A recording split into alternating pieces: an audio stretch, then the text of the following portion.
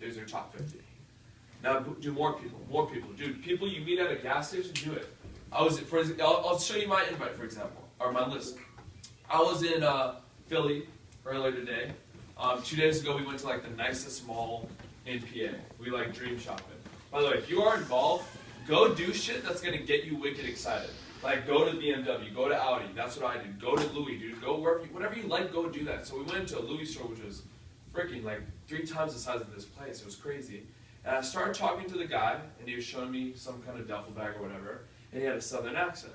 So you have to realize, people who are professionals at this business, they're not like, cold marketing. They're not specifically going out to talk to people. They're talking to everyone all the time. Because we get paid to talk to people, right? Pilots, they get paid to fly. Like if you work a job, you get paid to do that job. In Vima, you get paid to talk to people. So if you're shy, it's going to cost you millions. Break out of it. So I started talking to this guy. I noticed he had a southern accent, so I brought it up. I said, hey, you're obviously not from the East Coast. Where are you from? He's from Texas. He was the head VP, branch manager of Frito-Lay in China. Wow. So we're talking about like a big deal, bro. And go look up Art Williams after this. YouTube Art Williams, just do it. That's who he reminded me of. Affiliates, if you're involved, that's who he was. And I started asking him questions. And he brought up health and wellness. Well, guess what I work for? A health and wellness company, dude. Of course I'm going to talk to him. He started talking about how he lost all this weight when he was going from corporate to entrepreneurship. There's another correlation. He doesn't like corporate. He made millions of dollars in corporate. He likes entrepreneurship. I said one thing, and usually people don't know about this. I said, hey, have you ever heard of the mangosteen fruit? Right? That's the magic fruit in this product. He said, I love mangosteen. Now, did I start saying, hey, vitamins, essential minerals, mangosteen, aloe vera, $500 to get started. Dude, there's a car program. It's great. Money cars. No, you don't do that. You don't like vomit Vima on people. Too many people like run off and vomit Vima when they try to talk to people. So regardless, I talked to him. It was to the point where he was like, we have to grab lunch. That's how you should run this business. You shouldn't be chasing people to try to get them involved. We're not looking for anyone. People are looking for us. But everyone agreed that at a break room at work, people talk about the same things.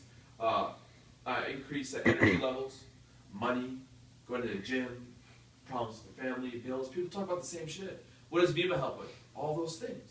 So it will naturally come up into conversation, and you have to make sure it's like an organic invite. And that's the second thing, list invite, right? The invite. Now, when my friend called me, dude, like 2 years ago, I didn't feel like he was pitching it to me. And too many people think that when they go talk to their friends, they're pitching it, and it makes the conversation real awkward. We're not pitching anything. Like, I always talk about the story about Garrett Turner. He's a silver leader in the business, which means he makes about $300 a month. He loves the Baja Blast? Mm-hmm. Taco Bell's Baja Blast. It was a slushy. It was a slushy, right? The slushy Baja Blast. Does anyone drink the Baja Blast? I heard it's dank, right? Yeah, okay. So he walks home, he has this in his hand, and I'm quote-unquote closed-minded to the Baja Blast, because I was like, that doesn't look good, I don't want it, forget it. Okay, that's how I was.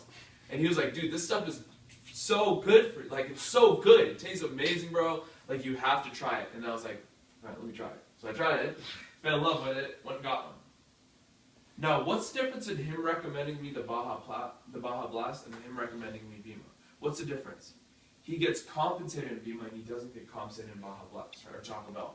So when you're in this business, forget you're in this business. That is the trick to inviting.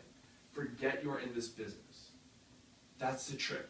If you can do that, it's easy. Like, we do it all the time. When we say it in our speeches that we're always recommending things to people, we literally are. So don't pretend like you're not in Vima. So there's 5 key things to inviting. And this is something that this new person's going to hear too. There's 5 key things to inviting. Always the same 5. People who are involved know this, so I won't take too long to explain this. Number 1, be excited. If you miss out on number 1 step, the invite is just a waste of your time. It is just, don't even invite them, dude. Be excited. Now, if you're nervous, or it's your first invite, dude, my first invite was really weird. I was like nervous for some reason. I was like sweating. Right? It was real weird. I don't know why, looking back at it, but I was nervous. So, in the invite, if you're nervous, say it out loud, I'm excited. Call your friend up after this. Hey man, I'm excited. Great, now you're excited, they're excited, we're all excited. Boom, happy family, right? Second thing, always, always, always be in a hurry. Too many people forget this step. If you're so busy, if you're going to be a millionaire, how do you have time to talk to someone right now? You don't. You're always in a rush. What did I do as soon as I finished this event? I do a call. After my call, gotta get on FaceTime. After FaceTime, I gotta do this. Connection failed. Okay, so always be in a rush. Hold on one second. And how I act in a rush, dude, if I'm not in a rush, I just do this. Yo, real quick, dude, I'm so excited. I'm in a rush. Yo, I'm going to the gym. Can't really talk right now. Tell them that you're in a rush.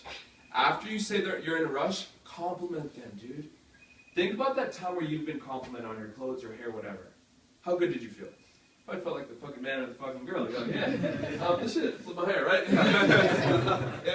It works every time. So here's how I did it on the airplane today over here.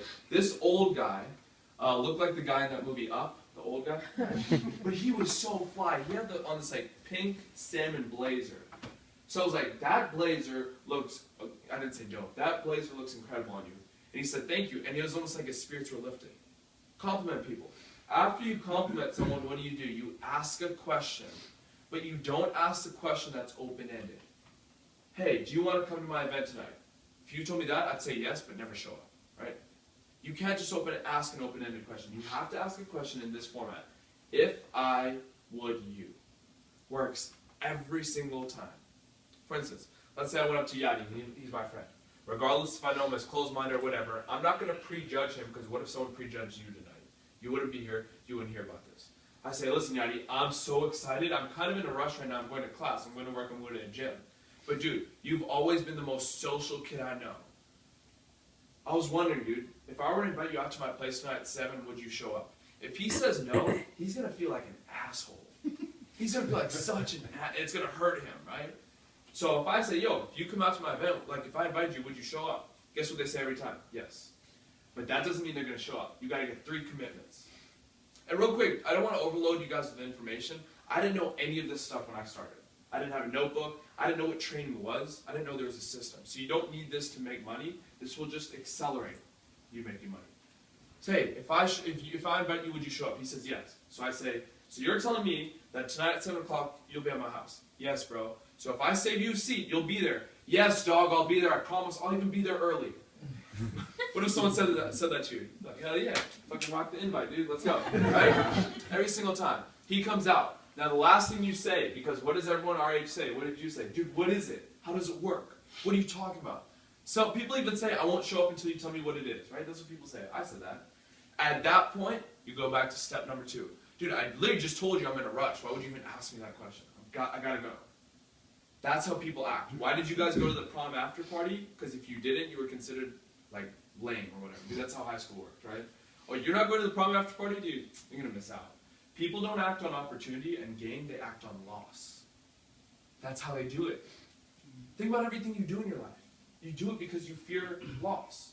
So if you make this too much of an opportunity, I'm not going to show up. They're not going to show up. You're going to miss out.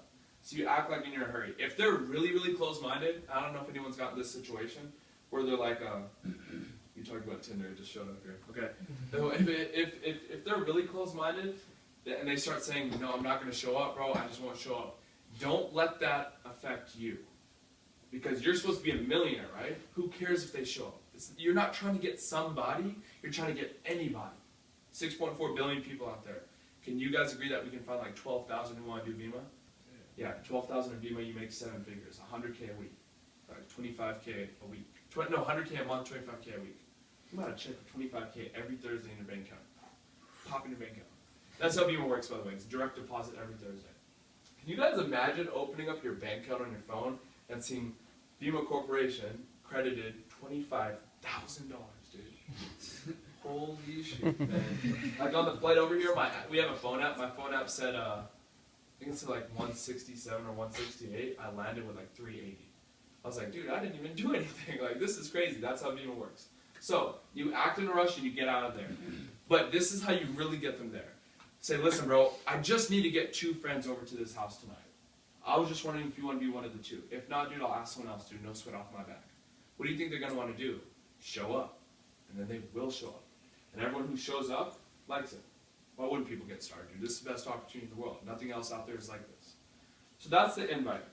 So number 1, list. Number 2, invite. Number 3, leverage. This is something I missed out on. I thought that because I'm in the business that I had to know everything about Vima. You don't have to know everything about Vima. You have to be really good at leveraging. So what does leverage mean? This is how I invite sometimes. Oh, this is how I invited the guy at the Louis store. Dude, I talked about Terrence's story. Because he had diabetes. I was like, dude, you got to meet my friend Terrence. You know what that does for me? That gets me out of the picture. I don't got to talk anymore. I just got to keep pointing my finger. If you can learn how to point your finger in this business, you'll make so much money, dude. Oh my God, you'll make so... Instead of doing it yourself, do it with leverage. Here's the trick. Instead of getting 100% of your efforts, get 1% of 100 people's efforts. That's how it works. That's why Vima works so well. So, leverage. Dude, have you heard about Eric? Do you know who Yadi Hardy is? They're going to be like, no, yes, whatever. Then you say, wait, are you serious? You don't know what this guy is doing? You don't know what this girl's doing? No, what's he doing? Oh my God, dude, if you don't show up here tonight at 7, you're about to miss out on the biggest thing to ever hit the city. Bro, what is it? Bro, I'm in a rush right now, but you want to come. Like, I might give you a seat. I might be able to get you in if you want to come. Dude, I don't know. Dude, I need to know. 1 or 2. Do you want to come or do you not? Yeah, dude, I'll be there early. And I'll get anything you want. Here's my credit card, right? It works every time. And understand, we're not doing this to try to manipulate people, okay? I owe it to people to show it to people. If you have great news, you better share it. I would feel selfish if I wasn't telling my friends about this. So, list, invite, leverage, and then home event / close. The person who shares the story the most wins. You want to make a lot of money in Vima? How many times have you shared the story today? You don't need a bank account or you don't need money to do credibility in Vima to share the story. Ask yourself right now, if you want to make more money than I'm making right now, have you shared the story more than me? I will guarantee 100% of the time today at least the answer is no, because look where you're at, and not to say anything about me, but look where I'm at. You just got to share the story more. That's how you can pass people up in income. That's how Eric could pass Yadi up. Yadi could pass me up in income. Because if you share it more, you get more results. But understand, when you wake up in the morning, you're not going to be... Like, you guys might have a great day today, but tomorrow morning we start at 0. That's what I realized. You start at 0, and you go up. So, my first 5, if anyone ever gets me on a call, or Yadi on a call, or anyone on a call, like before 12 in the morning, it's going to be the worst thing you've ever heard. Like, it's going to be the worst throwdown ever. I haven't shared the story a lot today. That's why my throwdown today, I didn't really like it. But you share it more, you warm it up, dude. When you get in a car, you don't start revving that shit. You let it warm up. You let it warm up, okay? When you're going to play a sport, if you're an athlete or whatever, you probably have warm-ups before you get in the game. I don't think LeBron just jumps on the court and is like, yeah, let's go, baby. He does stuff. That's what he does, right? Yeah. He doesn't do that powder thing? Powder? Man, he does a powder thing. I know sports. I don't know sports. I don't know sports. Okay, so anyway, so you just got to do this more. The person who does it more does it better. Fail, fail, fail, fail, fail. There's a book coming out called The Disruptors. I'll tell you guys when it comes out. My friend actually published it. Check out his story. He went to NYU Stern full ride. If you don't know about that school, it's $60 grand a year to go to that school. It's like the most esteemed business school in the world, whatever that means, right? $60 grand a year. He got a scholarship from JP Morgan. He got an iBanking degree, which means out of school he was making 100 G's a year.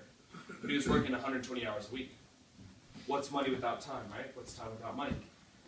He did that for 3 years, stacked all that money, he quit, fired himself, whatever, quit, and now he wrote a book on the switch from corporate America to entrepreneurship.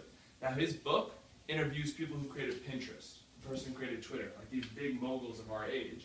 And the book, it doesn't talk about their successes, it talks about their failures. So spend some time tonight looking at the most successful people in the world. I bet they're the biggest failures in the world. Steve Jobs was fired from Apple, dude. Like, that should be enough of a story. So if you're scared of failing, you haven't failed enough. Fail, fail, fail, fail, fail, fail. You know how many shitty no's I get every single day? Like, you're Bernie Madoff, dog. Like, you're a pyramid scheme artist. I can't believe you're screwing people over. Let me go back to my job, because, like, I don't know. It's funny. I'll tell you how this thing works. Law of averages. That's the next secret to the business. Law of averages. Talk to 10, you're going to get 1. As you start getting better, you'll get 2. Max you'll get is 3.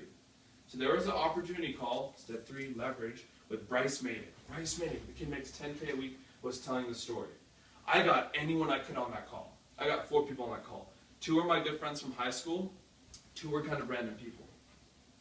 One of the better friends from high school, this chick who goes to Georgia, she despised it.